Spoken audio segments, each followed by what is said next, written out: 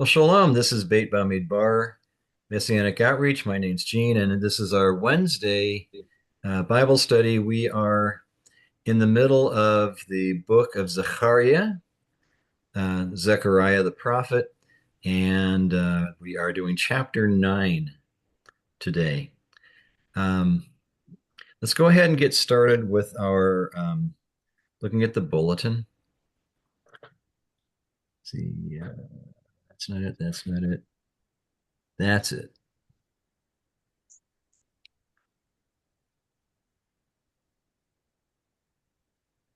All right. Oh, that's right. I got to get that thing out of the way. Okay.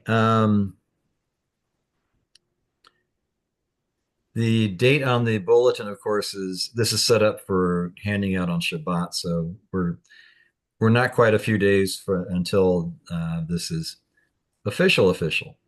Um, Shabbat services 9:30 on Shabbat at the Idaho State Veterans Home in Post Falls. The address is there.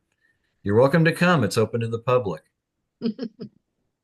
And yeah, just hop into your car after the Bible study's over tonight, and you can make it here. Okay.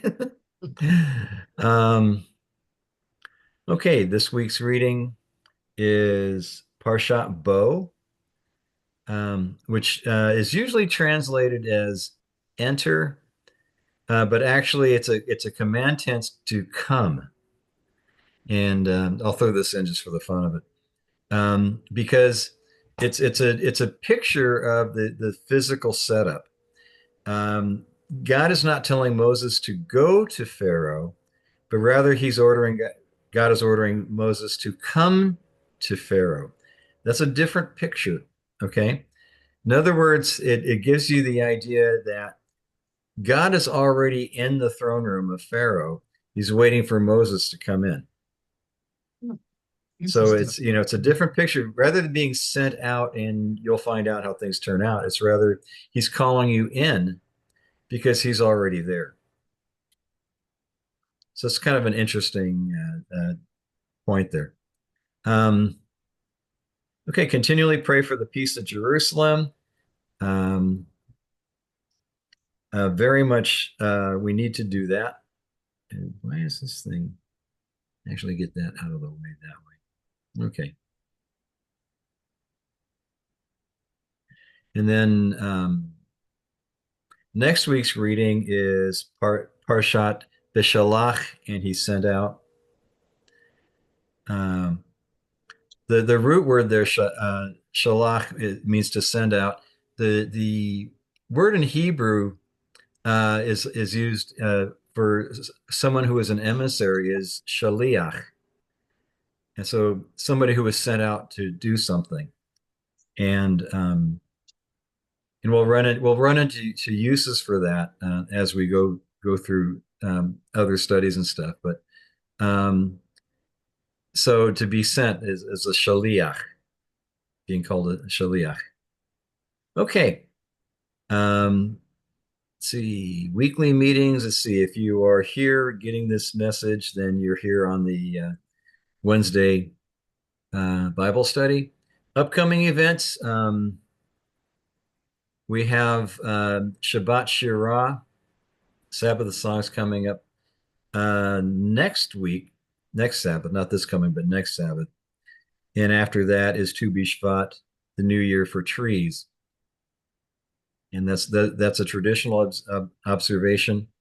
Um, and then we get into March, and March is going to be a very busy month because both we have both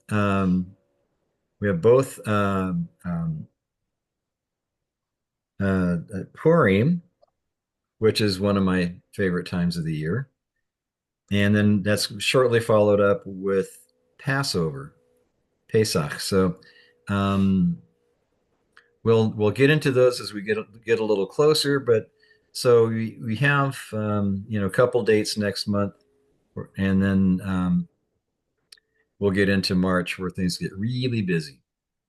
Okay. Any questions, comments, or rebukes on our bulletin here.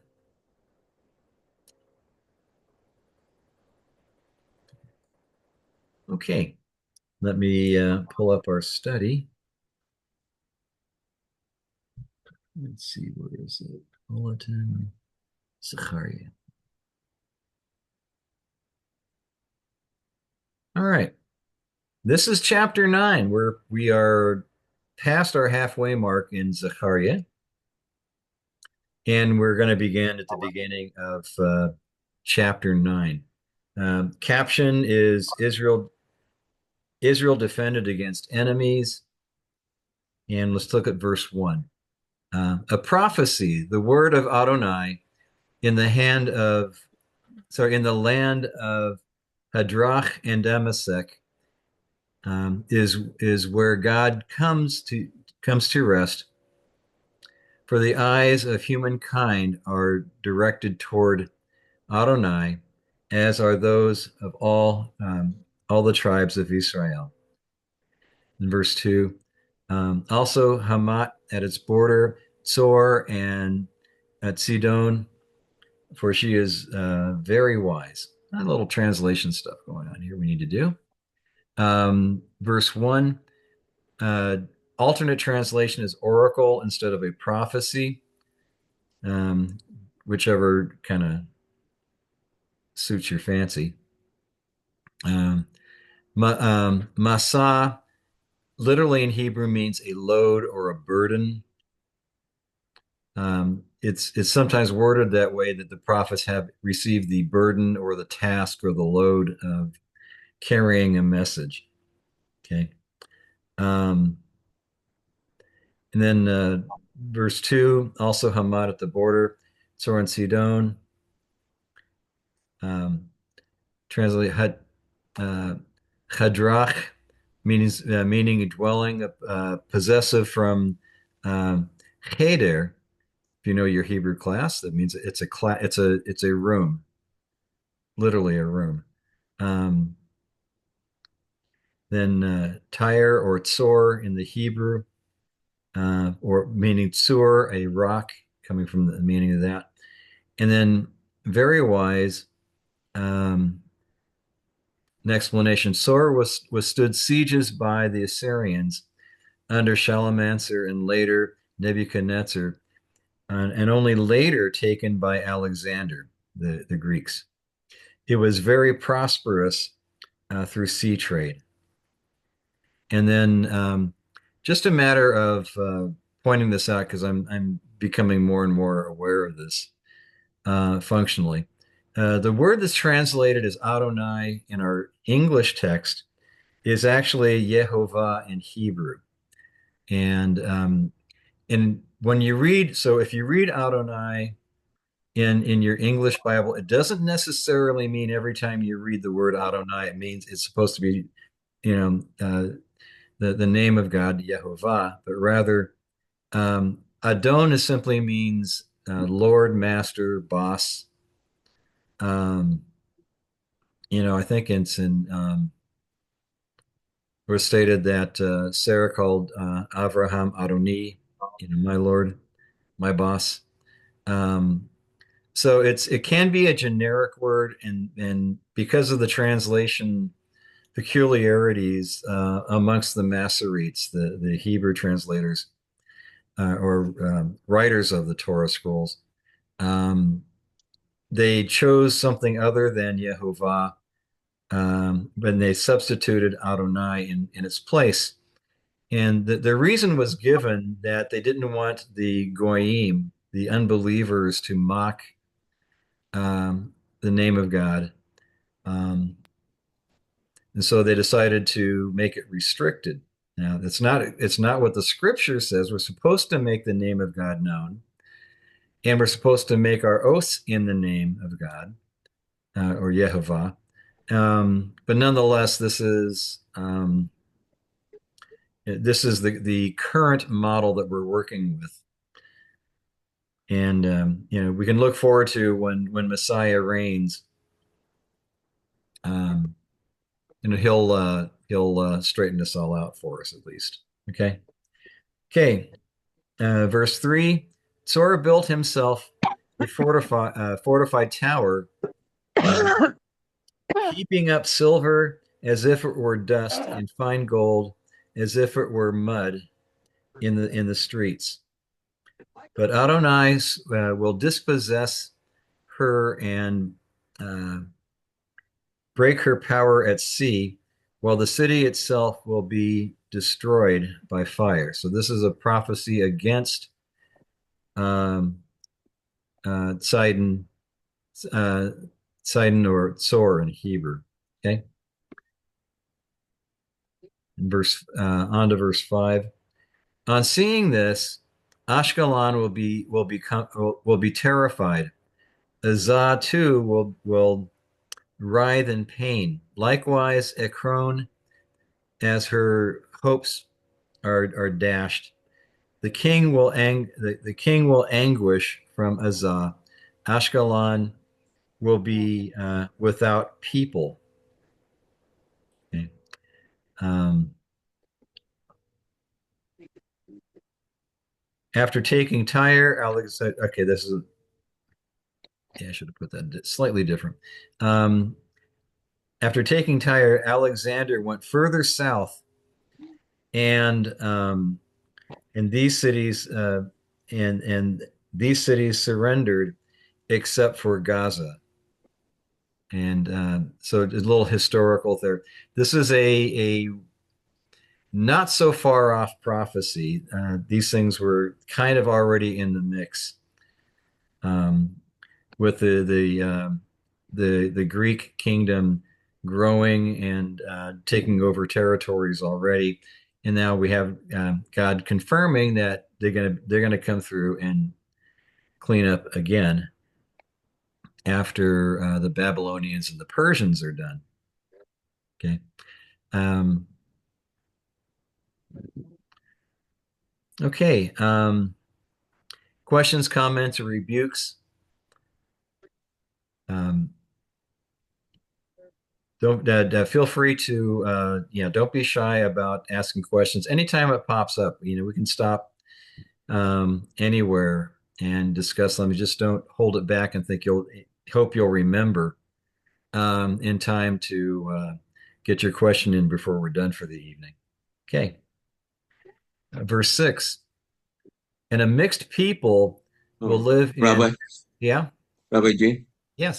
Question about what's that? Under the cities that will surrender under Alexander.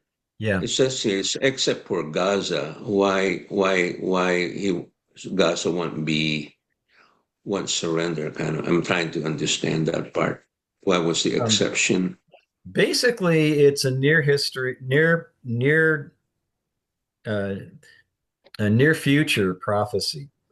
It Right, hasn't right. quite happened yet, but what God does with a lot of these prophecies, He'll give you a statement that something's going to happen amongst all the other things He says.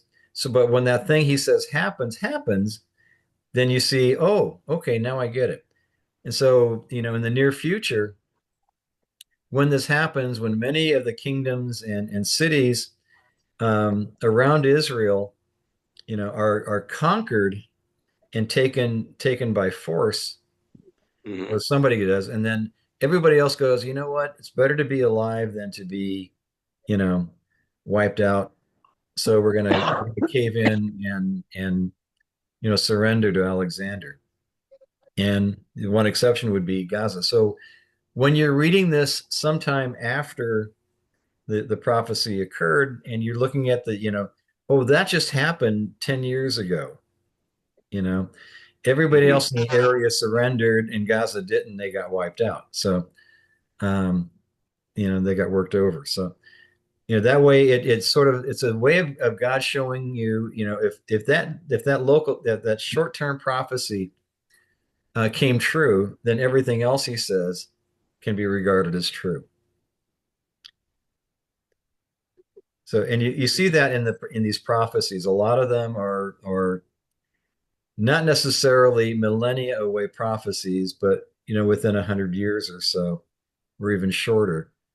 Um, God gives us statements about what's going to happen in the future, but not necessarily that far in the future. And then, so when you hear when you see this come to pass, you know that God is true, and take you can take seriously the rest of the stuff that He says. Okay. Thank Okay. you. Thank All right. you. Okay. Verse 6: And a mixed people will live in Ashdod, as I destroy the pride of the Plishtim. Okay. A mixed race, literally mamzer, or an illegitimate child. Okay. Um, so basically, he's God's stating that the people who are populating Ashdod um, uh, aren't of all one race, of all one people group, but rather it's a mixed group. And the word mamzer is used even in modern Hebrew to represent somebody who either is it can be used as a derogatory, but sometimes it's just simply instructive. You know that somebody who is either is born out of wedlock or has some questionable genetic history. Okay. Um, so the destruction of the area will be so complete. There'll be no culture or society left to provide morals or social direction. Okay. The Philistines, by the way, are gone. Everybody who claims to be Palestinian, they're not Philistines. The current residents are not Philistines. As a people group, the Philistines disappeared during the Roman era. So they're early on in the Roman era, there were still some Philistines around, but they died out during the Roman time. And by the time Rome gave up that territory, there were no Philistines left. The only reason that you have people calling themselves Philistines is the historical designation of the land.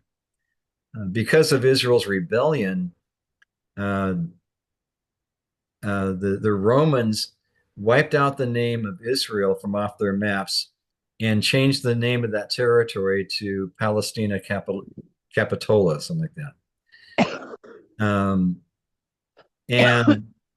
And that eventually became the territory that we knew as Palestine. But during the time of Israel's beginning to reoccupy the land, there really still wasn't even a Palestinian people there. 100 years ago, there still wasn't a Palestinian people there. The phrase of people being called Palestinians was a designation of territory, not a people group, until Yasser Arafat, I believe, in about 1968, started labeling the people as Palestinians.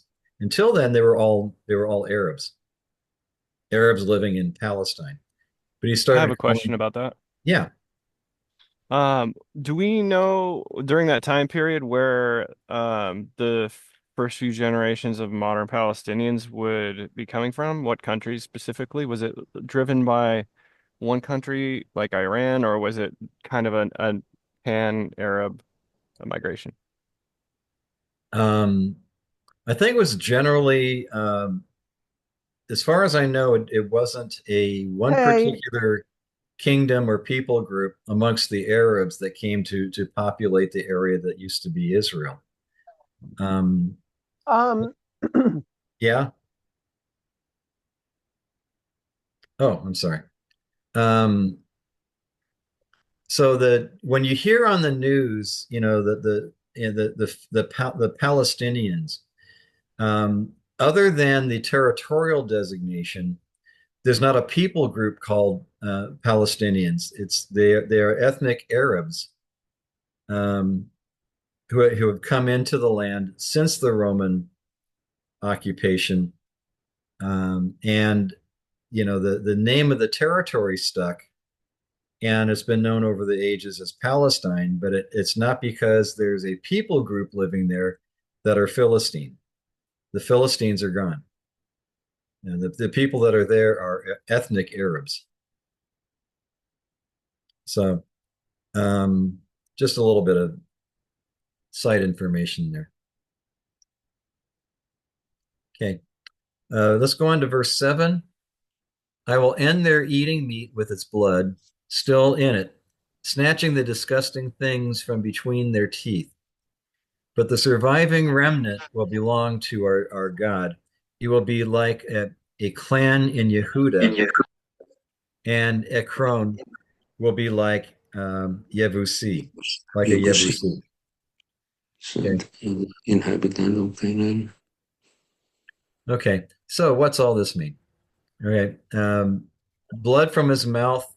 It's a reference to pagan practices of the region. Basically, you know, cutting meat off of a still living animal, and while the blood's still oozing out of the meat, they would eat that to gain the strength or the attributes of whatever animal they're eating.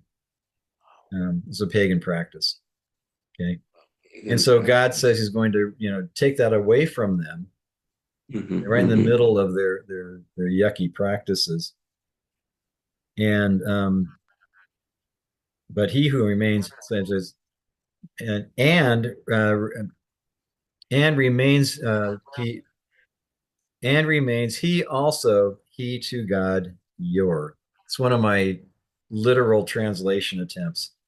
Um, Hebrew syntax, says words in a different order, and every once in a while, I think it's curious to explain how the Hebrew syntax lays out. So that's sort of how this goes. Okay. Um, Ekron will be like a Jebusite. Okay. The Jebusites assimilated into Israel after being conquered by David and became part of Israel. See also 2 Samuel 24. In a like in a like manner, even the remnant of the Philistines uh, or their territory will be assimilated to become part of Israel. Remember, God's design is always inclusion. Okay. Modern religious practice isn't necessarily always that way, but God has stated over and over and over again that anybody, even of the nations, wants to come and learn God's ways and to walk in God's ways and to honor Him, they will be considered as part of Israel, as if they were native born. And that's we have to recognize that's God's ultimate Ganda. design for everybody who's See? of the nations that's not physically of Ganda. Israel. Mm. So it'd be like this. So when the Jebusites were first conquered, they were set to manual labor, the ones that surrendered to Israel, and they were the ones that were set to chopping the wood and drawing the water for the temple operations, for the tabernacle operations. Sorry, it's a little early for temple, but so the Jebusites were known as the people doing that kind of labor. However, God's ultimate design was for them to assimilate into Israel and not be, you know, we're actually right in the middle of reading this in our weekly reading. Israel were slaves to Pharaoh in Egypt. You would think it would be a little bit ungainly for Israel to be, permanently putting people in a working class slavery like what they went through in Egypt. So, um, God's design is to ultimately absorb those people into being part of Israel through their learning obedience to God. Okay, verse 8. Then I will guard my house against armies, so that none will march through or return. No oppressor will ever again overrun them, for now I am watching with my own eyes. So, he who guards Israel neither slumbers nor sleeps. This is sort of an early version or a later version of that statement. Okay. Um, and he who passes by him and returns. This is Alexander, after taking Tyre, went to Jerusalem and was refused tribute. Alexander passed by, conquered Gaza, and then actually also got picked up Egypt too in the process, and then returned to take Jerusalem. The high priest was told by God to surrender the city, and the people were spared. Uh, this is a commentary, Baron, Zechariah, pages 299, 302. Okay. And no more, God promises, no conqueror will be allowed in the end of days when he dwells in the temple. Okay. Or an oppressor. Um, Noges in Hebrew means to press, to drive, a taskmaster, a slave driver, or a tax gatherer. It's kind of an interesting perspective IRS. on the job. IRS. Prisoner. Okay, questions, comments, rebukes. Okay, the coming King of Zion. Okay, starting in verse 9 of Zechariah 9. Rejoice with all your heart, daughter of Zion. Shout out loud, daughter of Jerusalem. Look, your king is coming to you. He is righteous and he is victorious. Yet he is humble. He is riding on a donkey, yes, on a lowly donkey's colt. That's what the issue of the Yeah, sounds a prophet's little mission familiar, doesn't it? when he was entering Jerusalem. Yeah. Yeah, this section is talking about the coming of Messiah. Okay. The word your king, we understand it literally as King Messiah, or it doesn't say that literally, but it just means King Messiah. We know this is King Messiah. Okay. He is just in having salvation. Okay. Which is tzaddik venosha hu, righteous or charitable, and a conqueror endowed with salvation is he. Okay.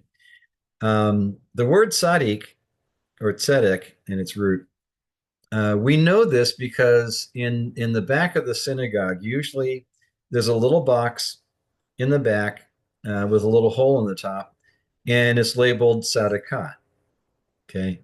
And that box is used just for charity, for helping people who need help.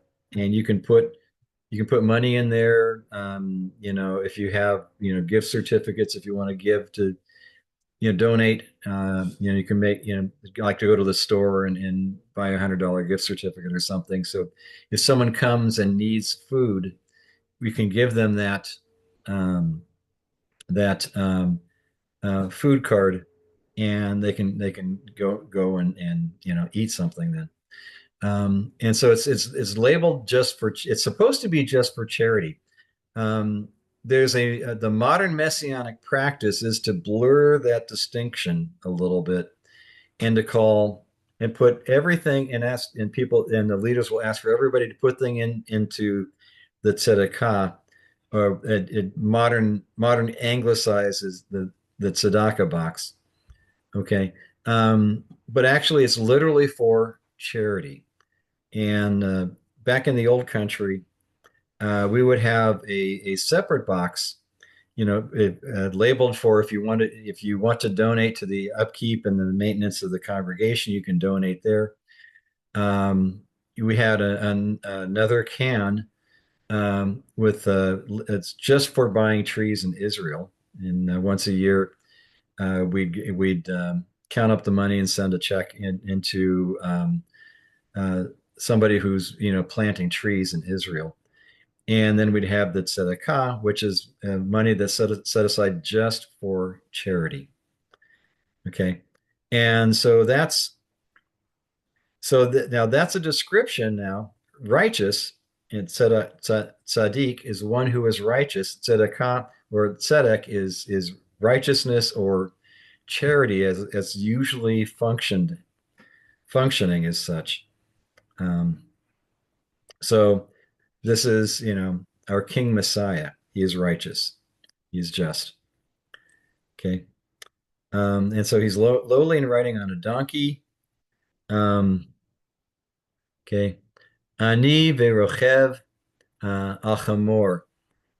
Okay. Ani means poor in Hebrew. Poor and riding upon a male donkey or ass. I thought I'd throw that in there just to keep the King James people happy. Um, but okay, in humility, not in pride, and other translators say a horse, but the chamor is a donkey. Okay, now this is a shock element to the picture, as we naturally think of kings as powerful and dazzling. Okay, however, at this time, Yeshua was arriving as Mashiach ben Yosef, the suffering servant. Okay, literally, Messiah, the son of Joseph, because when you look at the prophecies about Messiah, you have two different tracks going on at the same time. You have somebody who comes and suffers and dies for the people, but then you also have another Messiah who resurrects and reigns forever. And so you don't see, and so you have throughout the years, you have rabbis um, discussing back and forth, this difference between the suffering servant Messiah and the conquering king Messiah. And it became its traditional identification. It became to be distinguished as Mashiach ben Yosef for Messiah, the son of Joseph, for the suffering servant, and then Mashiach ben David, um, Messiah, the son of David, the conquering king. And when we get to the Brit Hadashah, when we get to the New Testament, um, we have this interplay or this tension in that's going on, because at the time Israel was under the heel of Rome. They didn't like that. They want to have their own country back.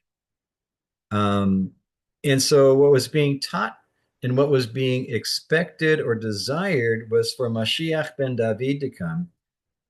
And so everybody to come and conquer. So when Yeshua arrived, everyone's saying, "Oh, this has got to be Mashiach ben David." And Yeshua said over and over again, he's coming to suffer and die. In other words, he's identifying with the colloquial Mashiach ben Yosef. Um, and so even on the way after the transfiguration, on the way down to Jerusalem, where Yeshua is going to suffer and die and resurrect, he's telling his disciples, again, he's going to go to Jerusalem and he's going to be rejected, he's going to be killed, but he's going to resurrect in 3 days. Peter pulls him aside and says, "No, no, no, that's Meshuggah. You can't do that. Okay, you have to be the Messiah who reigns." And and at that point, Yeshua said, "Get behind me, Satan." He's not saying that to Peter. He's saying that concept. Yeshua is not going to shortcut what he needs to do everything the right way. And so he has to go through this time of suffering and dying and resurrecting in order to be, and then eventually return as Mashiach ben David, the one who will conquer and reign and rule forever. Um, so there's that interplay throughout the Brit Hadashah, at least, especially in the Gospels, where everybody was asking for and pretty much demanding of Yeshua that he's going to come and reign and throw out the Romans. And Yeshua kept saying, "No, that's not his job on this trip, but he'll be back." Okay. I threw in a couple of long side trips on our reading, and since I think we've already pretty much understand that this prophecy has to do with Yeshua's entry into Jerusalem, and it's out of Matthew 21, and this is it. As they were approaching Jerusalem, they came to Beit Pege on the Mount of Olives. Yeshua sent two Talmidim, students or disciples,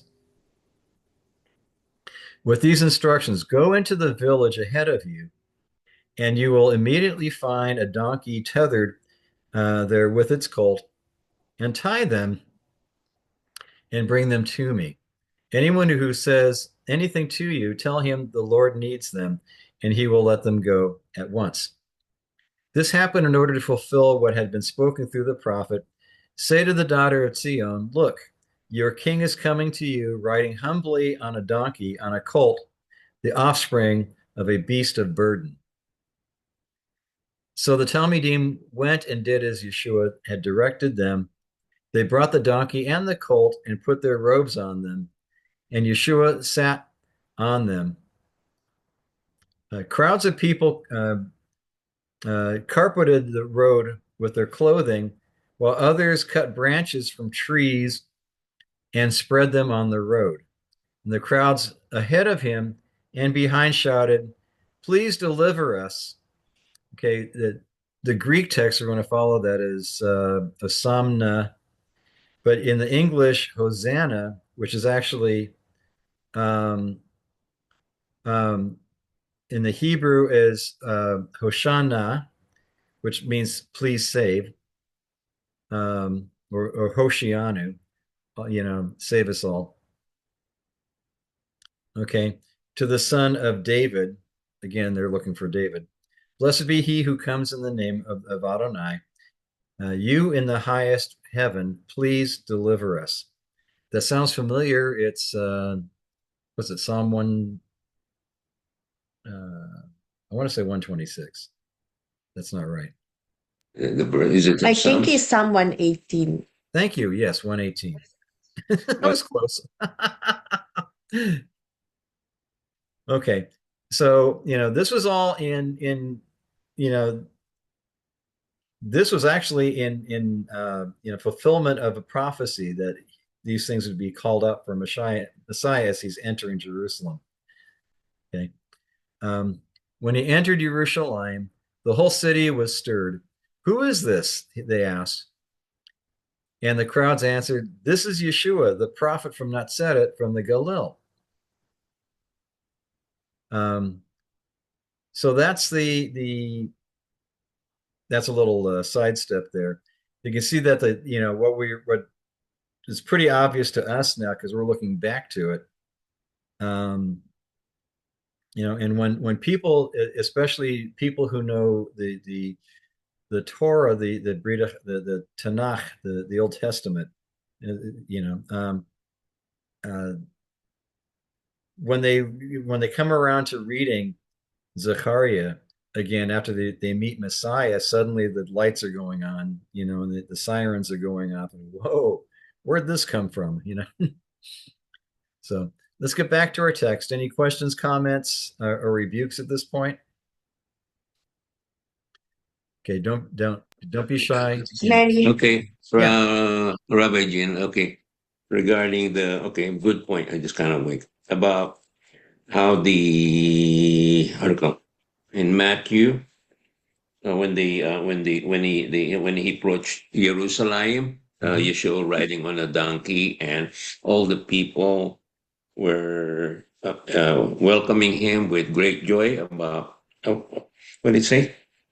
Blessed is he who comes in the name of Adonai, and you in the highest heaven. Please deliver us. yeah, Okay, so I kind of like came to my mind. Okay, so we're talking about the two type of Messiah, right? The suffering servant, Ben Yosef, yeah, Messiah Ben Yosef, and then Messiah Ben David. yeah, And apparently, unfortunate for the people, they didn't understand Messiah had come. However, he didn't come as the conquering king. He right. came as the suffering servant. And I guess they were disappointed. Well, yeah. In fact, when we get into Acts, you see that, where uh, oh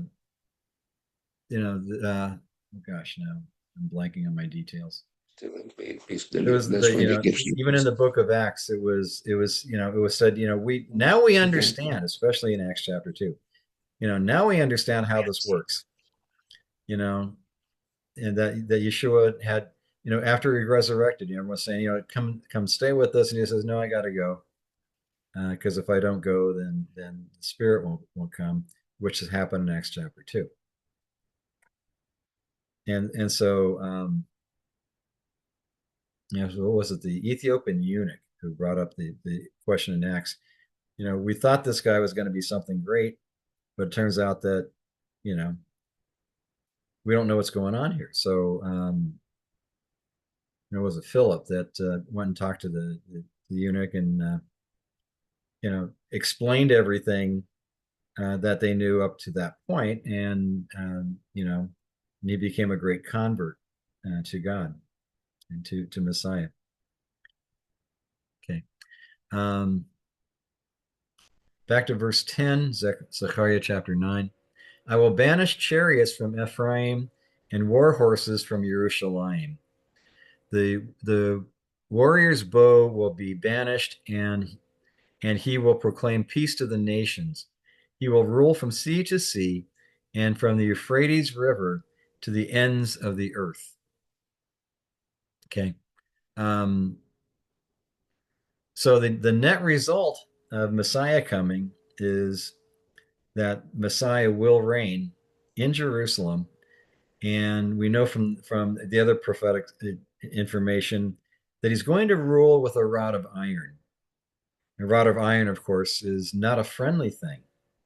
Um, and it says that he'll break up the nations like you'd break up a pot, a clay pot, with a rod of iron. Um, and basically that means the political system of this world will be changed and will be enforced a new peace enforced by Messiah. And there's kind of a suggestion that not all the nations of the world are going to be on this program right away. There may be some coercing that needs to be done. Um, it sort of suggests that, anyways. Okay. So it says, I will cut off the Hekrati, and I will cut off, and will cut off I, in my Hebrew syntax. Um, he would normally read this to mean, we would normally read this to mean God will cut off Ephraim's chariots, horses, and bows. However, in this context, the reading suggests it will be the nation's chariots, horses, and bows will be cut off from Ephraim, um, from wayward Israel. Okay. And so there's a possibility, I'm not hard fast stating that it's got to be understood this way, but I'm investigating some possibilities of how this is going to turn out. Okay. He shall speak peace. Okay. Vediber shalom. If you know the word shalom, you know that means peace. And diber means to speak or talk. Okay. And to speak, it's also means, it could mean a word, an item, or an action. Daber,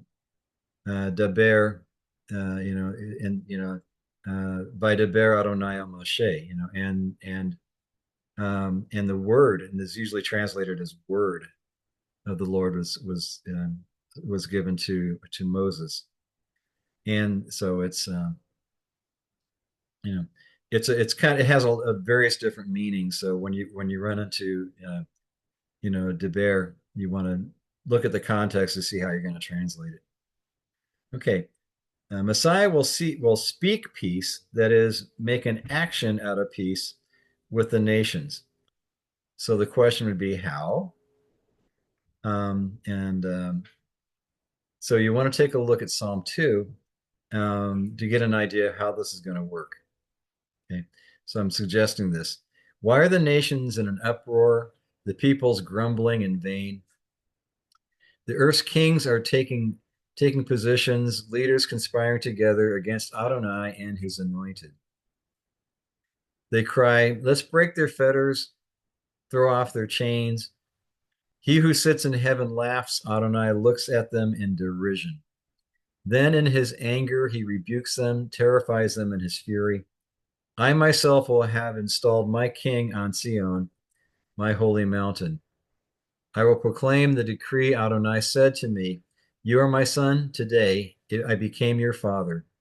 Ask of me, and I will make the nations your inheritance. The whole wide world will be your possession. You will break them with a rod, with an iron rod, shatter them like a clay pot. Therefore, kings, the wise, be warned, the judges of the earth, serve Adonai with fear, rejoice, but with trembling. Kiss the Son. Some translations suggest kiss purely, lest he be angry and you perish along the way when suddenly his anger blazes. How blessed are all who take refuge in him. His domain shall be, that is the border of Israel's original territory. And that's when you get back up to further up here. I took a sidestep okay.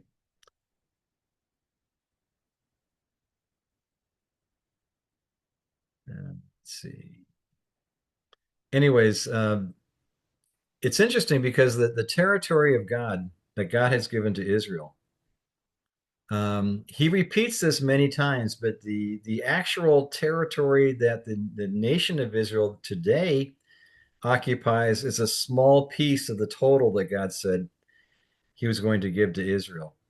Because he says the border is from the river of Egypt, which is a small river marking the north border of Israel of Egypt. I mean, and it goes all the way up, alongside the Jordan and um, the keep wanting to use the Hebrew word Kinneret, the uh, good, and all the way up to the Euphrates. Now, Israel has never possessed that much territory, but this is what God has promised is going to be Israel. So there's going to be some convolution in the politics of when Messiah comes to reign, and maybe some people need to be dispossessed, or maybe some people need to be moved along, um, or maybe they will be absorbed into Israel. We'll see when that happens. Okay, and then back to Bereshit and another sideline here. Um,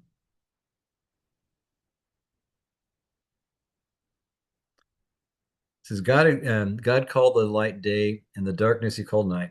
So there was an evening, and there was morning. One day. Um, the understanding of this when talking about in our text just above about from the rising of the sun to its going down means to the ends of the earth. You know, all the way around from the ends of the earth. Ad afshe aretz, to the end of the land or the earth. Okay. And also verse 18, and God called the dome sky. So there was evening and there was morning, a second day. So you have the borders of the physical day, um, and also the creation of the sky. So everything that is within the scope that we can understand, um, this is God's in control of all that, and He's going to give a big piece of that to Israel to inhabit as their land forever. Okay. Back to our Zechariah, uh, verse 10. Questions, comments, rebukes before we move on. Actually, we have another side trip here. See also Psalm 72, verse 8. May his empire stretch from sea to sea, from the Euphrates River to the ends of the earth. There's a remiss here, a hint. Uh, read the entire psalm for context. You get a chance, you read Psalm 72 for context. And here it's talking about Mashiach ben David, the second appearance. Okay. Um, okay, now to verse 11. God will save his people. Questions, comments, rebukes? Okay, verse 11. Also you, by the blood of your covenant, I release your prisoners from the dungeon, the cistern that has no water in it. And there's two ways of looking at this. Okay. The blood of your covenant, bedam verichtecha, uh, in blood covenant your, literally. Okay, in the blood of your covenant. Okay, it's a hint uh, to Shemot Exodus 24:8. Moshe took the blood, sprinkled it on the people, and said, "This is the blood of the covenant which Adonai has made with you in accordance with all these words, to be set free. Shlichati bo, and send out I. Um, send out send out. Okay, shalach again means to send out. Shaliach is the person who is sent out. So in this case, the same word we run into is to be set free, and is translated as set free. Literally is to be sent out. Okay. Then the waterless pit, mi borain ma'im, from a cistern without water. Okay. A dry cistern was used as a prison, um, like shown in Bereshit, Genesis 37:24, and took him and threw him into the cistern. The cistern was empty without any water in it. And this is talking about Joseph um, before he was sold down to Egypt. Okay, so that helps clarify some of the meaning of our text there. It's also as a metaphor for the oppressed and embittered spirit, such as in Yeshayahu, Isaiah 42:22. But this is a people pillaged and plundered, all trapped in holes and sequestered in prisons. They are there to be plundered with no one to rescue them. They're to be pillaged, and no one says, return them. Yeshua is the one who frees from such a pit. Out of Yeshayahu, Isaiah 61, verses 1 through 3. And I added that in for the fun of it. The year of the Lord's favor. The spirit of Adonai Elohim is upon me, because Adonai has anointed me to announce good news to the poor. He has sent me to heal the brokenhearted, to proclaim freedom to the captives, to let out in light those bound in the dark. Okay. To proclaim the year of the favor of Adonai and the year of vengeance of our God, to comfort all who mourn. Yes, provide for those in Sion who mourn, giving them garlands instead of ashes, the oil of gladness instead of mourning, a cloak of praise instead of a heavy spirit, so that they will be called oaks of righteousness, planted by Adonai, in which he takes pride. Okay, so very messianic statement there. In fact, Yeshua even quotes this at one point. The Spirit of Adonai is upon me. Um, so that's really cool. Okay, um, catching up to verse 12 in our text. Questions, comments, rebukes? Okay, Zechariah 9, verse 12. Return to the stronghold, you prisoners, with hope. This day I declare to you that I will grant you double reparation. Stronghold in Hebrew is bitzaron, meaning a stronghold like a high place or tower, more specifically, a strong tower. Contrast the lofty place which God compared to the pits of sin. Tehillim, Psalm 10, verse 2. He brought me up from the roaring pit, up from the muddy ooze, and set my feet on a rock, making my footing firm. Um, a prisoner of hope in the Hebrew text there. Asirei Batikva, okay, um, prisoners of hope. Um, so what is our hope? Well, see our next thing. I will restore double. Um, again, miishne ashiv, with double return, or literally. Okay. Um, and then a reference back to Isaiah 61:7. Because of your shame, which was doubled, and because they cried, they deserve disgrace. Therefore, in their land that they will own will be doubled, and joy forever will be theirs. Hmm. So their land will be doubled. All right, back to our text, verse 13. For I have bent Yehuda as my bow and made Ephraim its arrow, and I will arouse your sons, Zion, and make you like a warrior's sword against your sons, Greece. Meaning, speaking to you guys. Um, now this has been mentioned a few times, and maybe I should have clarified a little further. Yehuda and Ephraim. Okay. Um, Ezekiel was a prophet during the time of the expulsion to Babylon.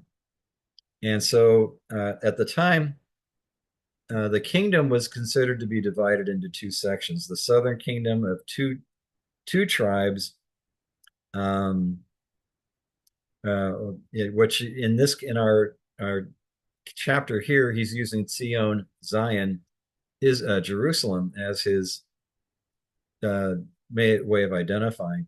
Ephraim, it was for the northern 10 tribes. It's often used for the northern 10 tribes who were carried away by the Assyrians some 50, 100 years or so before this time of Zechariah. I'm sorry, Zechariah was a prophet after the return. Sorry, my brain. Okay, so again, referring to Judah and Ephraim, north and south, bow and arrow, something like a 1-2 punch in our vernacular. Okay, so there's going to be a restored Judah. There's going to be a restored Ephraim, and between the two of them, there's going to be much valiant um, escapades for God's kingdom.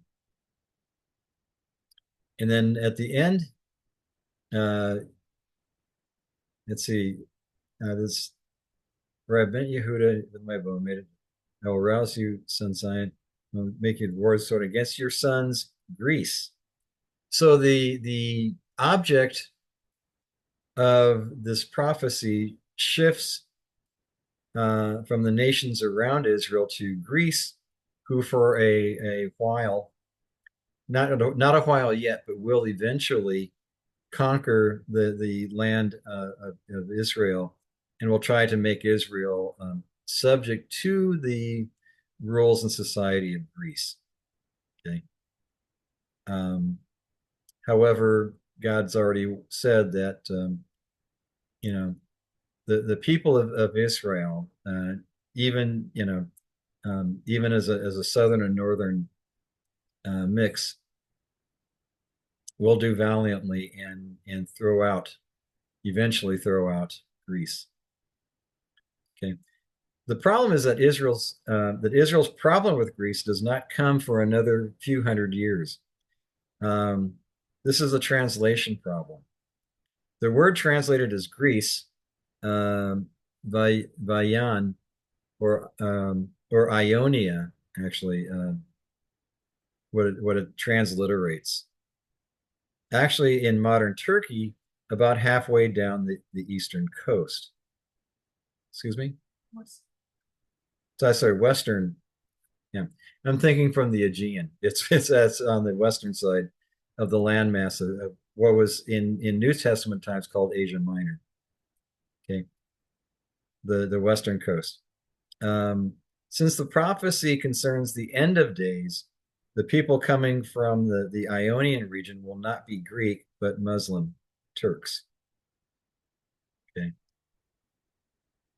so that's my take on that. And make you, that is Zion, not Ionia. Um, the last part, you know. Okay, let's continue on. The Lord will save his people. Adonai will appear over them, and his arrow will flash like lightning. Adonai Elohim will blow the shofar and go out in the whirlwinds of the south. What does all this mean? Lightnings, trumpets, and whirlwinds. God fights for Israel. Take a look at Psalm 18, verses 6 to 19. It says, the ropes of Sheol were wrapped around me, for the snares of death lay there before me. In my distress, I called to Adonai. I cried out to my God. Out of his temple, he heard my voice. My cry reached his ears. Then the earth quaked and shook. The foundations of the mountains trembled. They were shaken because he was angry. Smoke arose from in his nostrils, out of his mouth came devouring fire. Sparks blazed from before him. He he lowered heaven and came down with thick darkness under his feet. He rode on a keruv, an angel. He flew, swooping down on the wings of the wind. He made darkness in his hiding place, his canopy thick clouds, so thick clouds dark with water. From the brightness before him, there broke through his thick clouds hailstones and fiery coals. Adonai also thundered in heaven.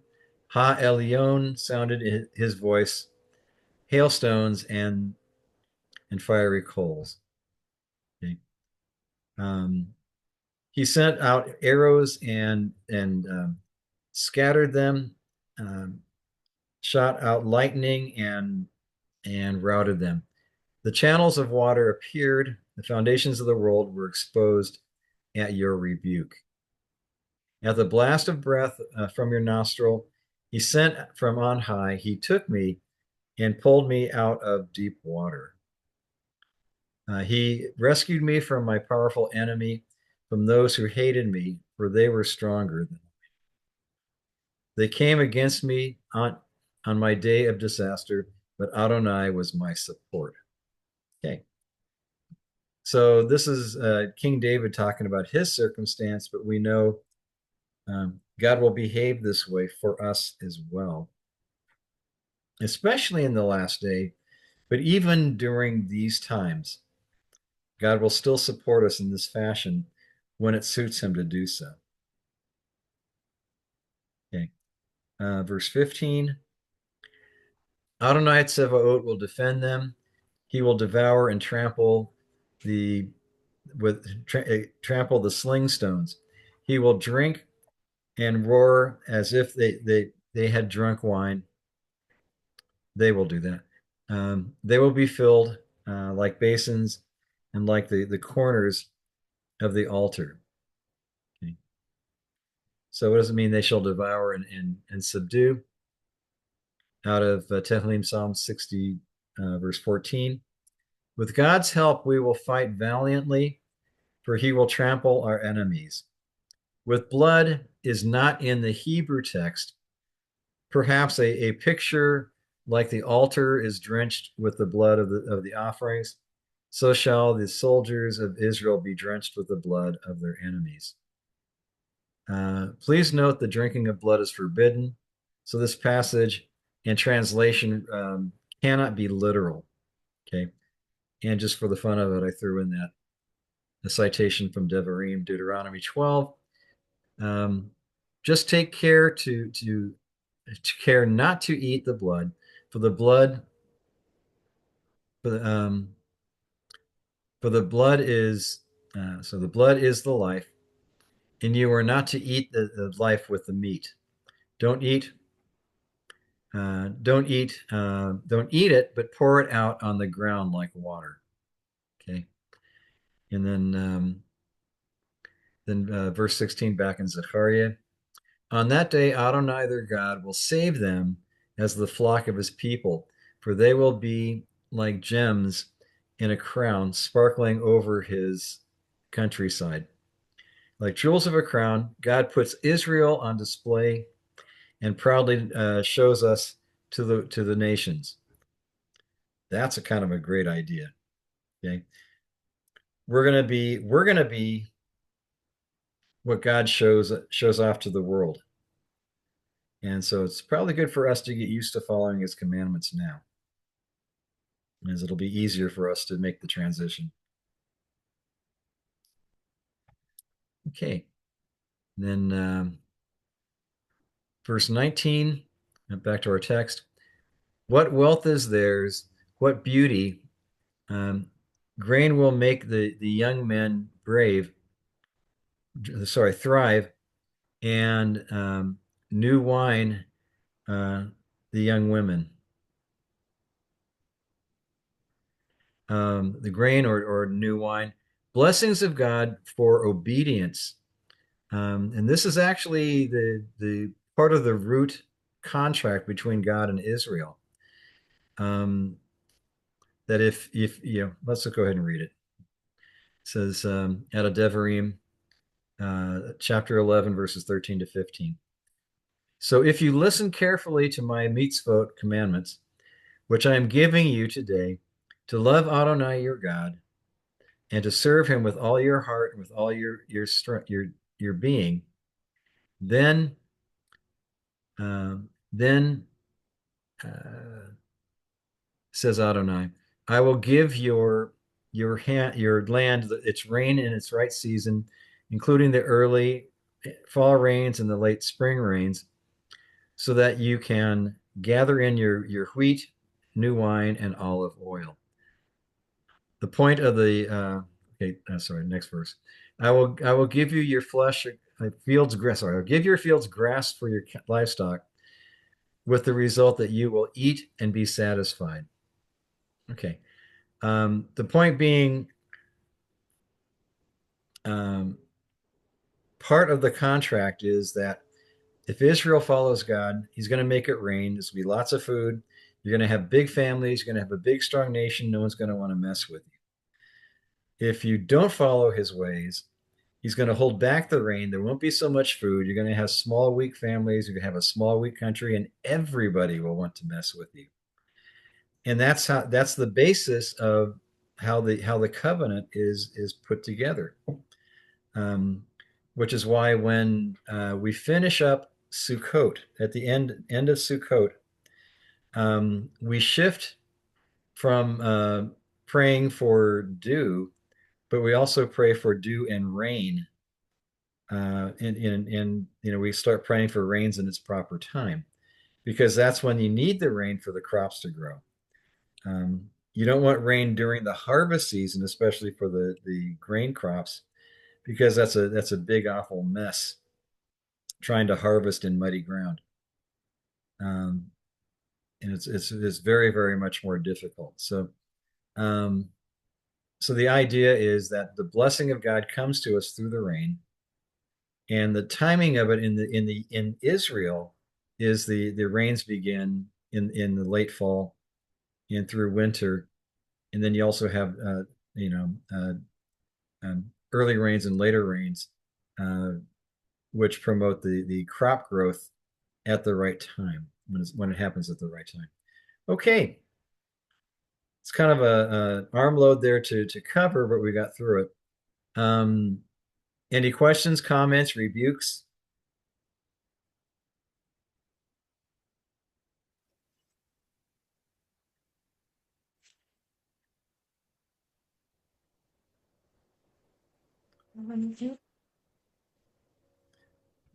Okay.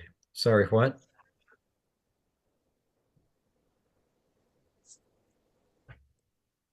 This chapter Any really other? seems to cover an awful lot. Yeah. Yeah, I was debating whether or not to cut this in half, but I got started and here we are. Okay. If you run into any questions, write it down and take it with you. Bring it with you to the next meeting, and we can cover it then. Um, Yeah. okay. Good. Good. Okay. Any last questions, comments, or rebukes? Shalom, Gail. Glad you made it. Yeah. She's not Oh, talking. Okay. hello. All right. Let me. Oh yeah. Thank you, Father. Hi, Thank you for bringing Gail. us together. Hi, Karen and And Manny. I miss you guys. yeah. Yeah. Thank you, Lord, for giving us this time together.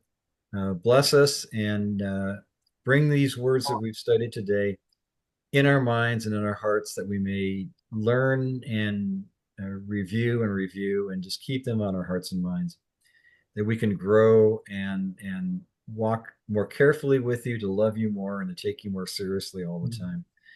Um, and thank you so much, Lord, for all the good that you do for us. Hashem Yeshua. Amen. Amen. Amen.